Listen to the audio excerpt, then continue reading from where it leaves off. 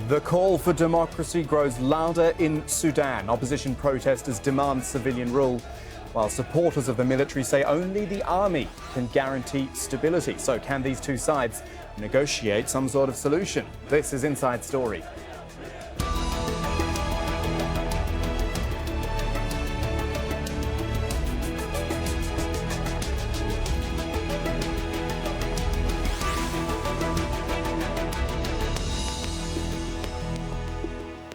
Hello everyone, I'm Kamahl Santamaria. Welcome to Inside Story. It has been nearly 2 months since Sudan's military deposed the long-time leader, Omar Al Bashir. And since then, there's been a lot of talking, there's been a lot of protesting, but not much progress. Talks on Sudan's political future have stalled for now, and people are venting their frustration. Opposition groups want the military to hand over power to a civilian leader and are defying warnings to end a sit-in outside the army's headquarters in Khartoum.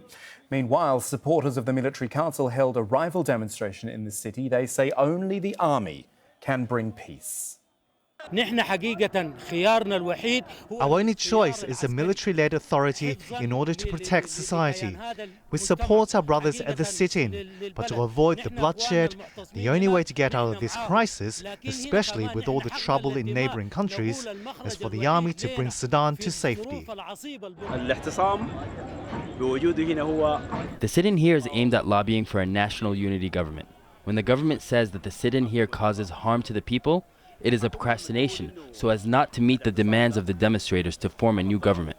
I'll introduce you to our guests in just a moment, but first a reminder of how we have reached this point. Of course, it was the Sudanese army which removed President Bashir on April 12 after a popular uprising that began as a protest over high living costs. The Transitional Council was set up by the military. With a mass sit-in outside the army headquarters, protest leaders held talks with the council and eventually reached an agreement on a 3-year transitional period. The talks broke down, though, over just who would lead a new joint transitional government. Protesters then held a nationwide strike to pressure the military to hand power to civilians. The military responded by declaring their sit-in a danger to Sudan and also closed Al Jazeera's office in Khartoum.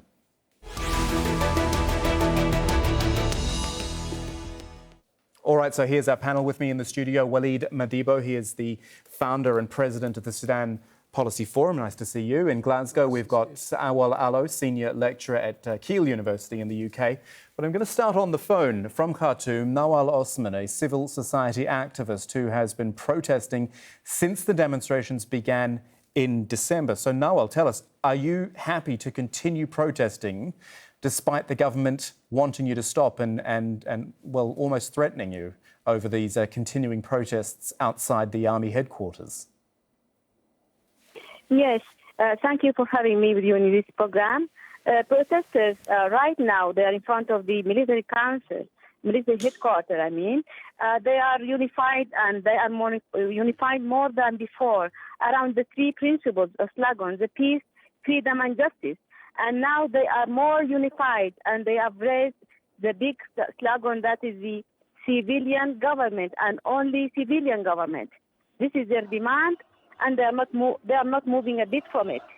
And they are more strong. Even they are going through hardship of the weather and the fasting, the Ramadan fasting, but they are still so much strong.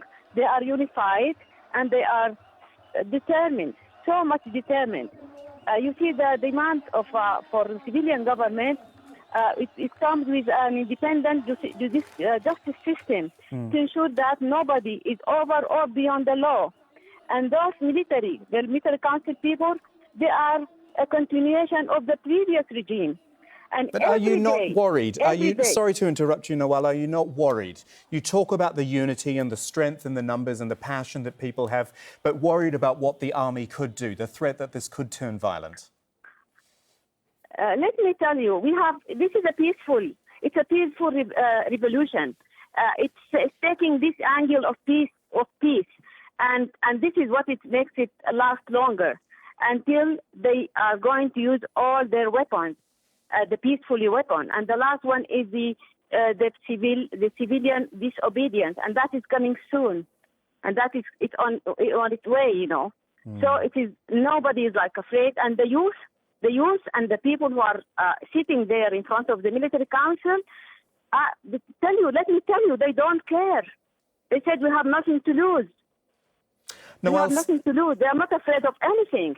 OK, Nawal, stay on the line for me there. I'm going to bring in our other guests now to get some reaction to what you've been saying. Waleed, let's start with you, because you and I were talking before we started the show, and you talked about the second phase of this revolution. You felt there was a fear that it could turn violent. Now, Nawal is telling us they're not worried. The young people, they're energised, they're ready, they are passionate, they are not worried about this. These young men and women are very courageous. They realize that everybody realizes that the very group that has killed or influenced the killing of 500,000 in the periphery of Sudan, they are capable of killing at least 5,000, if not 50,000 in Khartoum.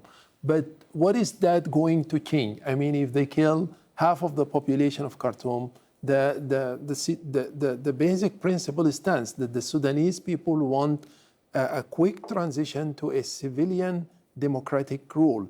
And for me, I call it the second phase, because at the beginning, they deceived all of us into thinking that, we stand by you, we would want to ensure that everything goes smoothly, procedurally and substantively.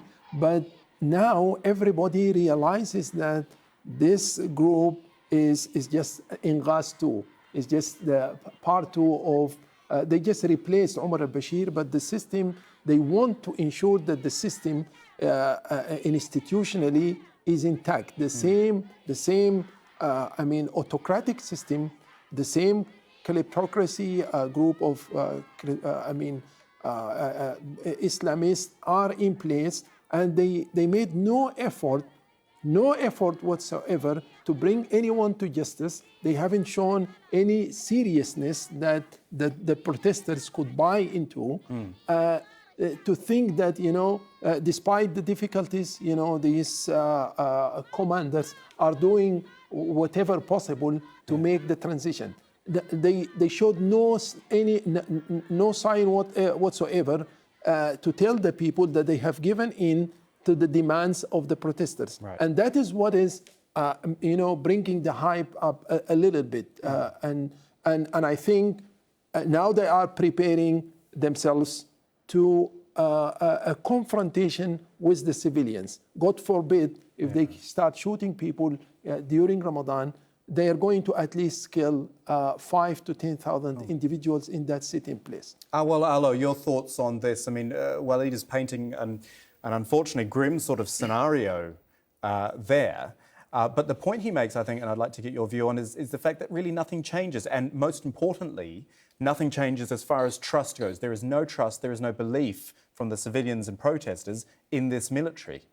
No, I fully agree with him. I think one of the things that we have to realize in the context of Sudan is the fact that the revolution didn't bring about a rupture between the past and the present. There is a continuity of the same institution, and this institutional belief by the military that stability is more important than demands for freedom and democracy is a discourse that has been present in Sudan since Sudan's independence. That's why Sudan has been throughout ruled by military generals. But the fact of the matter, as both Gus has been highlighting, is that stability and stability on the one hand and democracy on the other are not mutually exclusive ideas, mutually exclusive principles. They reciprocally reinforce each other as imperatives. So Sudanese people came out and asked, even when Al Bashir, the man they know for taking some pretty brutal measure, has been around. They took on him, and I don't think they will back down now, once they have paid the sacrifice, have got to this stage. And I think it's very important at this point that both sides consider very carefully what this confrontation would mean, and nobody would benefit out of this. Nawal Osman on the phone from Khartoum. I hope you could hear what both our guests were saying there. They have a lot of concerns about the future and about the threat of a confrontation. What can the opposition do to try to mitigate that, to try to stop there being any confrontation?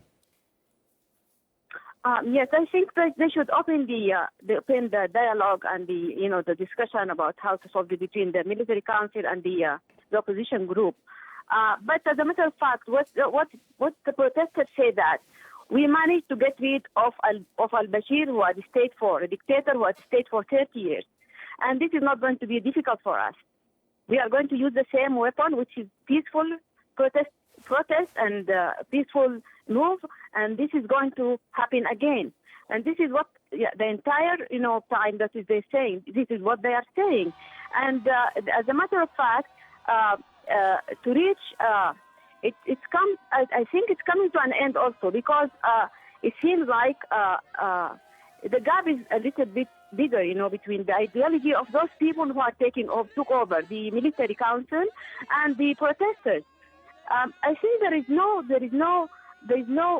common cause for them, and this is the reason why there is no solution now. But they're just whatever happens, it happened. They want a civilian government. That's what they want.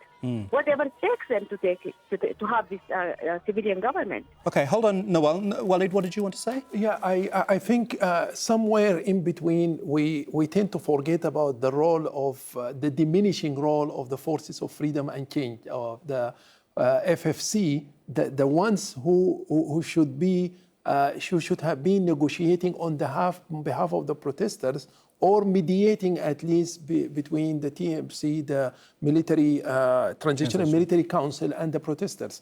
I think the FFC, the Forces of Freedom and Change, have failed their role big time, and by so doing, they are putting these protesters in the face of, in the den of the lion.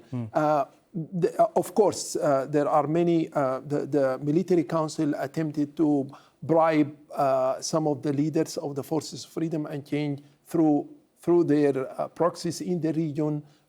They have attempted to bring in some to legitimate themselves politically using some tribal leaders. Tribal leaders. I mean, these are the very. This is the very constituency that Omar Al Bashir has been using for like 30 years, and it is the very constituency that has.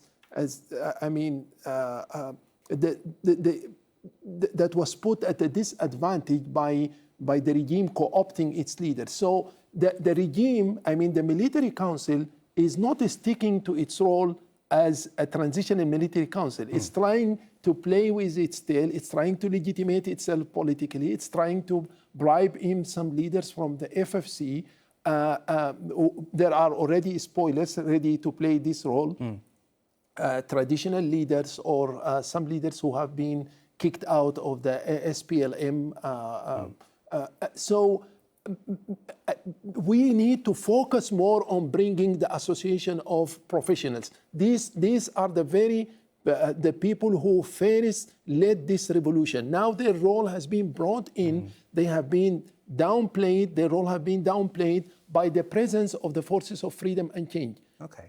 They need to stand up to their duty and to provide real leadership for the protesters. Okay, let's ask Awal about that then. Is the opposition suffering from, whilst it has unity and power, from a lack of leadership, from a lack of strong figurehead, or at least a cohesive negotiating team, a strong negotiating team, to try to work with the Transitional Military Council? So I think when you have such a broad and diverse group of actors, civil society groups, opposition political parties, rebel movements, professional associations, who have different ways of doing things, coming together and hammering out a deal with the establishment, you are bound to have difficulties in those discussions. And I think one of the things that the opposition group need in order to stay together as a cohesive force is a leadership, a unifying leadership that speaks for all of them. If everybody speaks for themselves and they only come together during the negotiation, and I think that makes it very, very difficult. As the guest from Doha was saying, the military would, of course, do everything it can to divide them, to co-opt some of the groups in order to get what it wants. And I think it's absolutely crucial that they focus on internal cohesion and coherence as an organization to be able to take on the military. And I think over the last few days, we have clearly seen a pivot, a significant pivot from the military council, both internally but also on some regional issues. And that suggests that the military council might be considering completely going beyond these negotiations and asserting its own role. And I think it's important for both sides to go back to the drawing table and try and work out not just the kind of deal that is on the table now. And I think one of the sticking points from what we know so far is the composition of the military council. Maybe I think there is ground to explore again what powers that military council has. So, there are various institutions, and I think they can work around, by tinkering into some of the arguments that have already been reached so that they could find some kind of balance. And I think it's absolutely crucial for both sides to get this moving. Do you think, Awal, sorry, I'll come to you in a second, Waleed, do you think, Awal, that the military, in the back of its mind, is thinking about what we've seen in the Arab world and in North Africa in the past? I know it's a very sort of lazy comparison to say, oh, Arab Spring of 2011, a replay of that.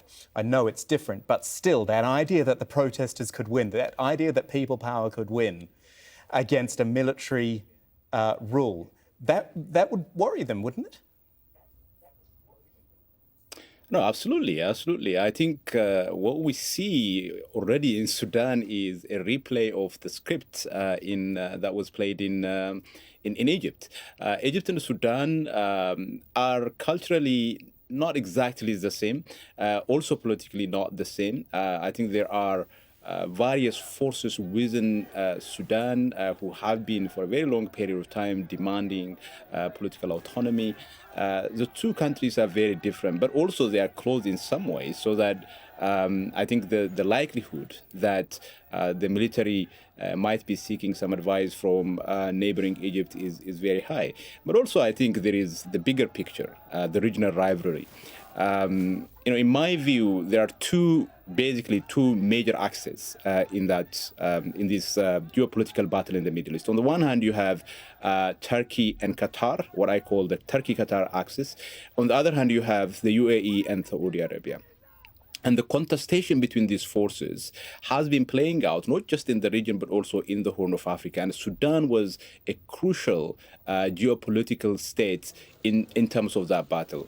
And both sides have been investing strategic assets, for example, in Sudan. And the reason why they invest those strategic assets is not for economic purposes. They are mainly assets, infrastructures that were created to expand and strengthen their own strategic foothold.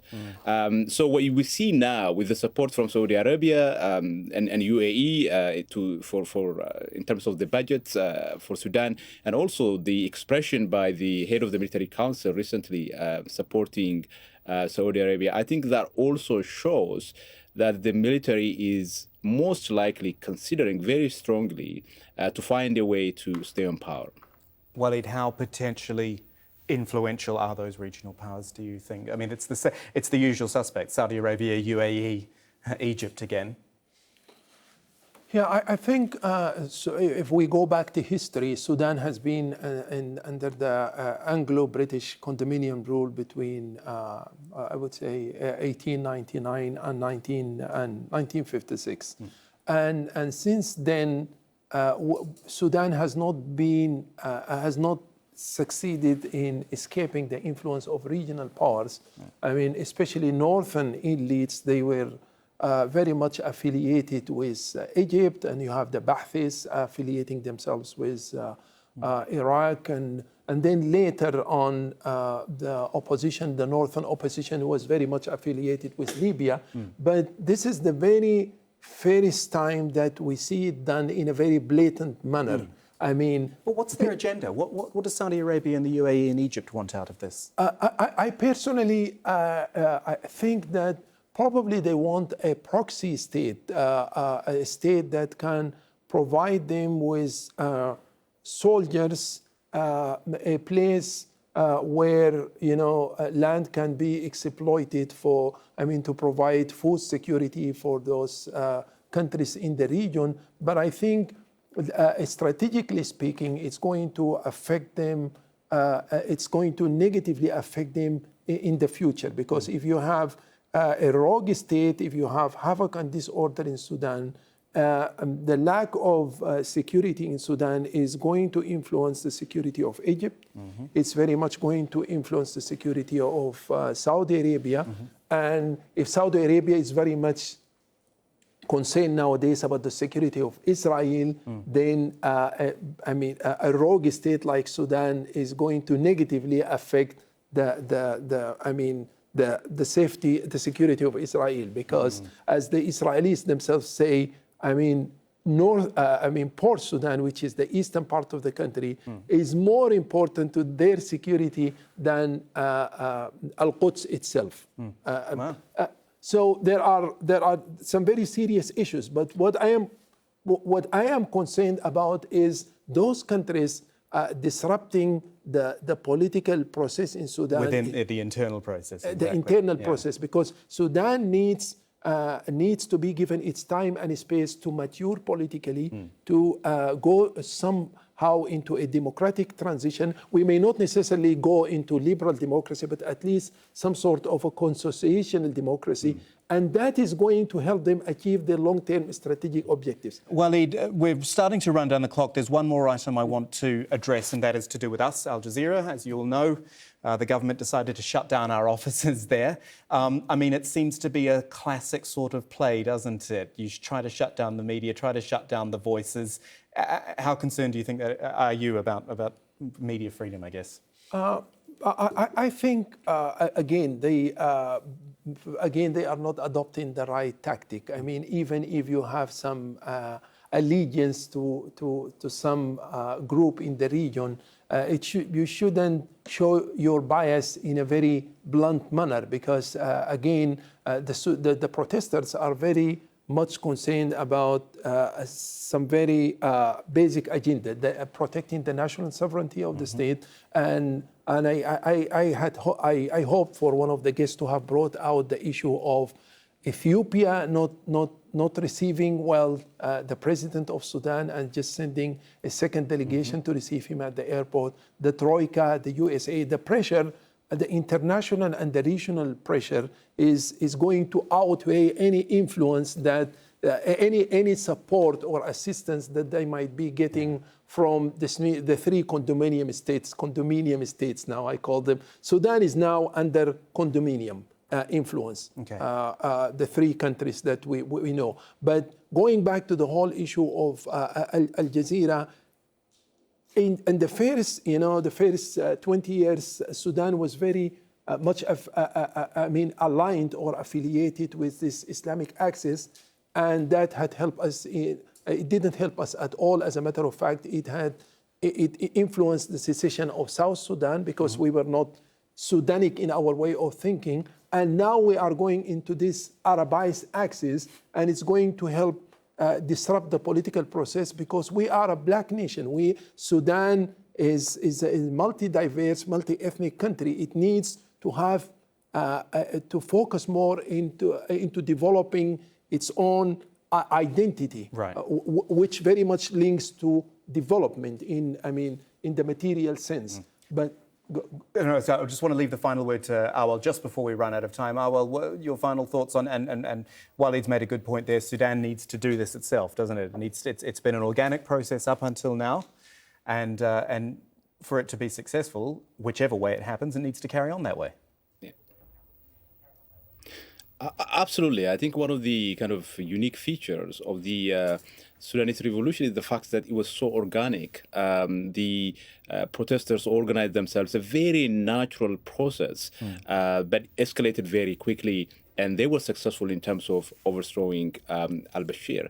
But I think it's very important that instead of looking outside to the international community, I think the Sudanese, as organized political communities have everything that it takes to challenge the military. Of course, it's a good thing if the international community upholds all rules and principles. The African Union has given Sudan 2 months' time to hand over power to civilian rule. That 2 months' time is running out, and I don't think the military council is going to meet that deadline. But I think the primary push has to come from the Sudanese themselves, and Sudanese shouldn't put too much hope on external actors. Well, Alo in Glasgow, I thank you. Waleed, sorry I'm out of time. Waleed Madibo here in Doha. We'll always have that. And Nawal Osman, who was on the phone as well from Khartoum. And thank you for watching as well. Plenty more for you online at aljazeera.com. This programme and all our other editions are in the Inside Story section in the shows menu. You can get social with us, facebook.com/AJ Inside Story. Also, Twitter at AJ Inside Story. And I'm at Kamahl AJE if you want to tweet me directly. Thanks so much for joining us. See you again soon.